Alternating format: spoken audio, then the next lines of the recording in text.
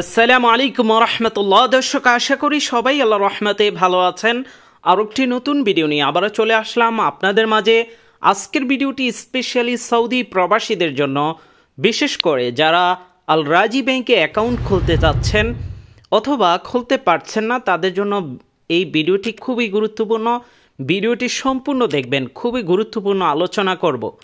আপনি আল রাজি ব্যাংকে অ্যাকাউন্ট খুলতে হলে আপনার ন্যাশনাল অ্যাড্রেস আগে রেজিস্ট্রেশন করা থাকতে হবে, আপনার ইকামা দিয়ে মোবাইল নাম্বারটি কিনা থাকতে হবে এবং সেই মোবাইল নাম্বারে আবশির অ্যাকাউন্ট খোলা থাকতে হবে। নাফাদ অ্যাপসে লগ ইন থাকতে হবে। কীভাবে নাফাদ অ্যাপসে লগ ইন করবেন সে সম্পর্কে আমাদের ভিডিও পেয়ে যাবেন, আই বাটনে দেওয়া থাকবে। কিভাবে ন্যাশনাল অ্যাড্রেস করবেন সে সম্পর্কে ভিডিও আমরা দিয়ে দিব আই বাটনে, সেখান থেকে আপনারা সেই দুইটা ভিডিও আগে দেখে নিতে হবে। এরপর গুগল প্লে স্টোরে আসার পর আল রাজি ব্যাংকের অ্যাপসটি ডাউনলোড করবেন। আসার পর হোম পেজে আসার পর এই যে সাইন আপ অপশন, এখানে ক্লিক করতে হবে। এখানে ক্লিক করার পর অ্যাকাউন্ট ওপেন নিউ অ্যাকাউন্ট এই অপশনে আপনি যখন ক্লিক করবেন, তারপর আপনাকে নিয়ে যাবে নেক্সট অপশনে। এবার আপনার ফোন নাম্বারটি এবং ইকামা নাম্বারটি দিতে হবে। ইকামার মেয়াদ কিন্তু ম্যাক্সিমাম 3 মাস থাকতে হবে। কেন ওপেন হচ্ছে না সেই বিষয়ে আলোচনা করব। আর 2025-এর দিকে, এই 25-এর বা 24-এর শেষের থেকেই কিন্তু বাংলাদেশিদের অ্যাকাউন্ট অনেকেরই ওপেন হচ্ছে না। তো আজকে এই ওপেন হবে কি না আমাদের অ্যাকাউন্টটা, আমরা সেটা নিয়েই আলোচনা করব। এখানে শূন্য ছাড়া আপনার 5 থেকে নাম্বারটি টাইপ করে দিবেন। এরপর আপনার ইকামা নাম্বারটি সঠিকভাবে লিখে দিবেন। আমরা সিকিউরিটি পারপাস সেগুলো হাইড করে রাখবো। টাইপ করে দেওয়ার পর নিচ থেকে নেক্সট অপশনে আপনাকে ক্লিক করতে হবে। নেক্সট অপশনে আপনি ক্লিক করার পর এই যে নিচ থেকে নেক্সট অপশনে ক্লিক করার পর আপনাকে আপনার যে মোবাইল নাম্বারটি দিয়েছেন এটা অবশ্যই আপনার ইকামা নাম্বারে কিন্তু থাকতে হবে, শুরুতেই বলেছি। এখানে আপনাকে এই টার্মস অ্যান্ড কন্ডিশনের সাথে এগ্রি করতে হবে। সিলেক্ট অল, এই যে এখানে উপরে দেখতে পাচ্ছেন একটা অপশন আছে, এটাতে ক্লিক করে দিবেন। এটাতে ক্লিক করলে এটা সিলেক্ট অল ট্রানজেকশনের উপরে টার্মস অ্যান্ড কন্ডিশনের উপরে ক্লিক হয়ে যাবে। তারপরে আপনি নিচ থেকে কনফার্ম অপশনে ক্লিক করবেন। কনফার্মে ক্লিক করার পর আপনার নাম্বারে কিন্তু একটি ওটিপি যাবে, সাথে সাথে সেটা দিয়ে দিতে হবে। যারা নতুন আসছেন, আপনার সিমটা পাসপোর্ট দিয়ে কিনা, আপনি যেই সিম কোম্পানি সেই সিম কোম্পানির কাস্টমার কেয়ারে গিয়ে আপনার ইকামাতে ট্রান্সফার করে নেবেন, তাহলে আপনি অ্যাকাউন্ট খুলতে পারবেন। তাছাড়া কিন্তু অ্যাকাউন্ট খোলা যাবে না। তো দর্শক, ওটিপি এখানে টাইপ করে দিবেন। ওয়ান টাইম যে ওটিপি আপনার মোবাইল নাম্বারে যাবে সেটা দেওয়ার পর নেক্সটে চলে যাবে। এই প্রফেশনটা অনেকেই আছেন ভুল করেন। আপনার প্রফেশন যেটা আপনার ইকামাতে দেওয়া থাকবে সেটাই আপনি দেওয়ার চেষ্টা করবেন, বা সেটার সাথে মিলিয়ে একটা এখানে প্রফেশন সিলেক্ট করে দিতে হবে। কারণ আসলে এই আল রাজি ব্যাংকের এটা হচ্ছে কারেন্ট অ্যাকাউন্ট, এটা কিন্তু প্রবাসীদের জন্য না, মানে আমরা বাংলাদেশি আজনাবিদের জন্য না, এটা সৌদিদের অ্যাকাউন্ট।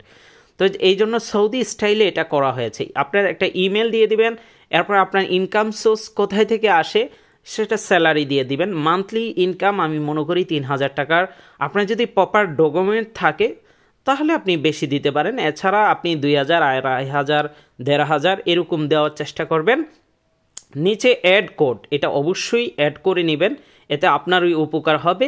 অ্যাড কোড অপশনে ক্লিক করবেন। ভ্যাট নাম্বার আপনার তো নাই, সেক্ষেত্রে সেটা স্কিপ থাকবে। 67 বড় হাতের ই আবার 61, এই কোডটা, রেফারেল কোডটা ব্যবহার করতে হবে।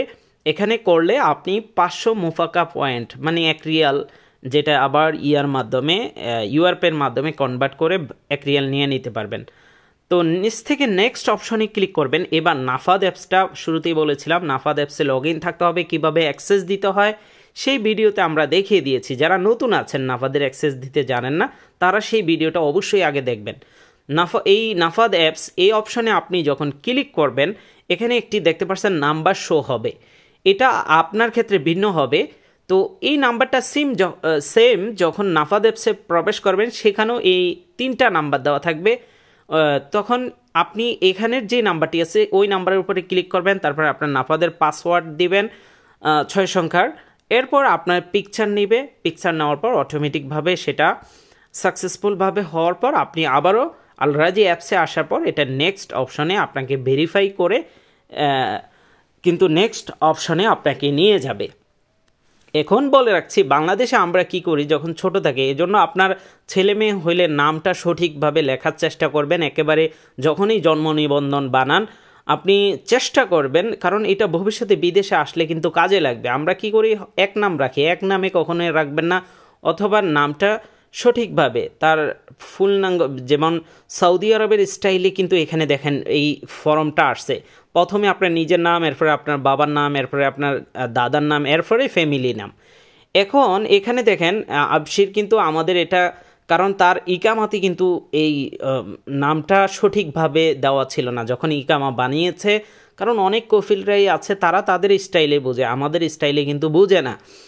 তো এখানে দেখেন প্রথম নামটা শুধু আসছে, দ্বিতীয় তৃতীয় এবং ফ্যামিলি নাম এগুলো কিন্তু আসে নাই। তো এগুলো আপনি বসিয়ে দিতে হবে, টাইপ করে দিতে হবে। আপনার সেকেন্ড করে আপনার ফাদার নেম না আসলে সেখানে ফাদার নেম দিয়ে দিবেন, এরপরে গ্র্যান্ডফাদার নাম আপনি দিয়ে দিবেন, আপনার ফ্যামিলি মানে বংশের নাম আর কি, ফ্যামিলি নাম হচ্ছে বংশের নাম, সেটা দিয়ে দেবেন। তো আমরা নেক্সটে ক্লিক করব।